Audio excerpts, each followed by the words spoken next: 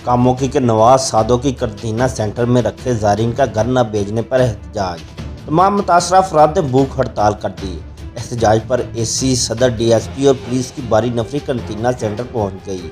AC और DSP के ज़ायरीन से मुज़ाकरात नाकाम हो गए। मुतासरीन का कहना है कि टेस्ट मनफी आने पर 14 अफराद को घर भेज दिया गया।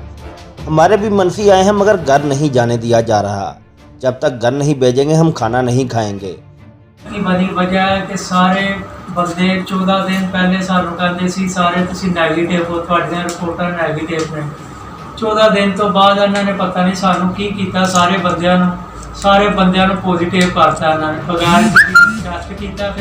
फिर सारिਆਂ ਨੂੰ ਕਹਿੰਦੇ जी तुसी पॉजिटिव। इस बारे में एसी सारिया हैदर का कहना है कि कोरोना टेस्ट मनफी आने पर 14 लोगों को घर भेजा गया है, जबकि मौजूदा 37 अफराद का टेस्ट डबल नेगेटिव आएगा तो घर भेजा जाएगा।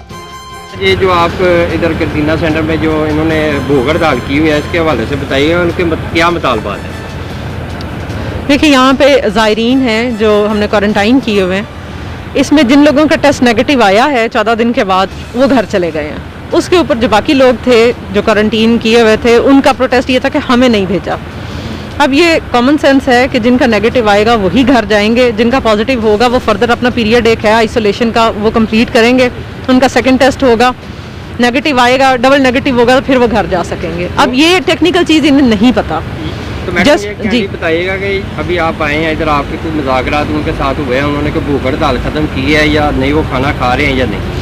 देखिए, जिन लोगों का रोज़ा था उन्होंने बिल्कुल इफ्तारी की है, उन्होंने खाना भी खा लिया है। बाकी हम लोगों ने पानी, जूसेस, खाना हमने दे दिया है। वो कह रहे हैं कि जी हमें जब ज़रूरत होगी हम खाना खा लेंगे। वो प्रोटेस्ट ख़त्म करने पे एग्री हो गए हैं या नहीं?